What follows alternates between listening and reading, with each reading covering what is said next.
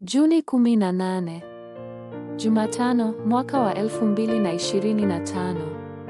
Miongozo ya Baptizan kamili inayoona mgeuko wa zama. Matendo 11:19. Basi wale waliokuwa wametawanywa kwa ajili ya mateso ya Stefano walisafiri mpaka Foinike, Kipro na Antiokia, wakihubiri ujumbe kwa Wayahudi peke yao. Baada ya Stefano kuuawa kishahidi, wale waliosalia na remnant walitawanyika huku wakishiriki Injili. Mungu amekuinua wewe remnant kama Baptizan kamili inayookoa zama.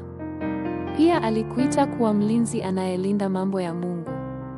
Ikiwa ndivyo, Mungu atamjibu mlinzi wa aina gani? Kwanza, mlinzi anahitaji Baptizan. Hivyo, baraka za kiti cha enzi cha Mungu wa Utatu lazima ziinuliwe kwa uthabiti kama Baptizan yako. Baptizan hii itamvunja Shetani ambaye ni mtawala wa ulimwengu wa ufalme wa anga.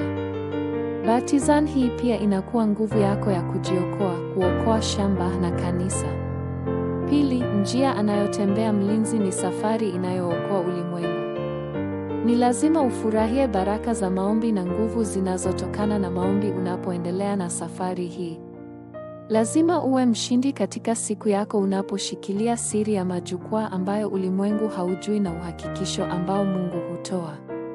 Tatu, mlinzi lazima ainue miongozo katika maeneo mbalimbali. Agano la Kristo linalovunja majanga yote ni miongozo ya mlinzi. Mara baada ya miongozo hii kuinuliwa kwa uthabiti, kazi za Roho Mtakatifu zilizotokea katika kitabu cha Matendo zitafichuliwa katika maisha yako kama majibu. Mungu alikupa nguvu ya kushiriki Injili hadi miisho ya dunia huku akikuinua kama mlinzi. Pamoja na kitambulisho cha mlinzi, naomba uanze maombi ya kuokoa shamba lako.